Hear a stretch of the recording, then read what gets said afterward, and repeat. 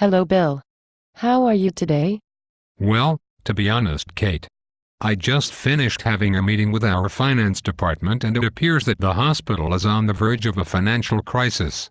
We will need to look at where we will need to make budget cuts and how we can keep the majority of the staff members working while still providing the best possible patient care. We will certainly need to do our best. Staff members certainly need their jobs, and the hospital's patient population already faces hard enough barriers to overcome by living in a rural area, living in a vulnerable economy, and an aging population.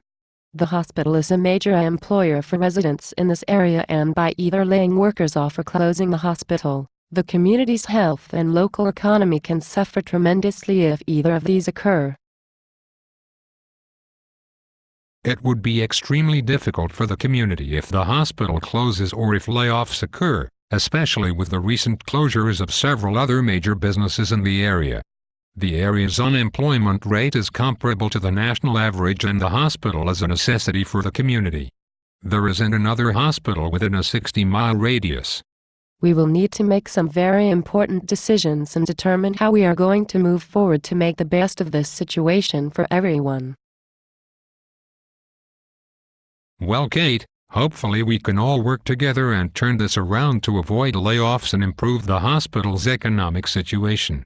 The staff is already overworked and would be extremely disappointed if layoffs occur. Due to the community's unemployment rate, there is a large number of patients paying for services out of pocket, and approximately 1/4 of those self-pay medical expenses are expected to go unpaid. I know, Bill. Despite having improved services and patient days being up, the hospital is suffering due to insurance delay payments, insurance reductions, and having a decrease in funding from both the state and federal governments. We will need to think of how we can improve the hospital's economic situation before we have to cut programs to the community.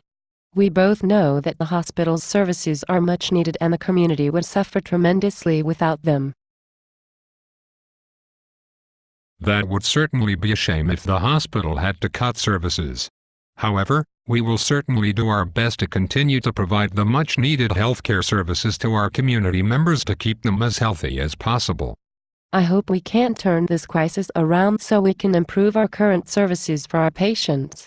We have surgeons, radiologists, and anesthesiologists asking for updated technology, physical therapists are asking for better equipment, dietitians are asking for an improved food selection, and nurses are asking for more staff to ensure patient safety.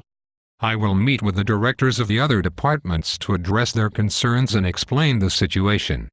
Kate, I would like for you to meet with the nurses to see what ideas and suggestions that they have to help improve the hospital's economic situation and avoid the worst-case scenario. I will meet with them today and then I will get back to you tomorrow morning. I am confident that the nurses will be able to provide some wonderful suggestions and ideas on how the hospital can provide improved cost-effective care and what changes we can make to improve the hospital's financial situation. Okay. That sounds great. I will meet you back here at 9 o'clock tomorrow morning to discuss what we will be able to implement from their suggestions and ideas. Okay. I will see you then.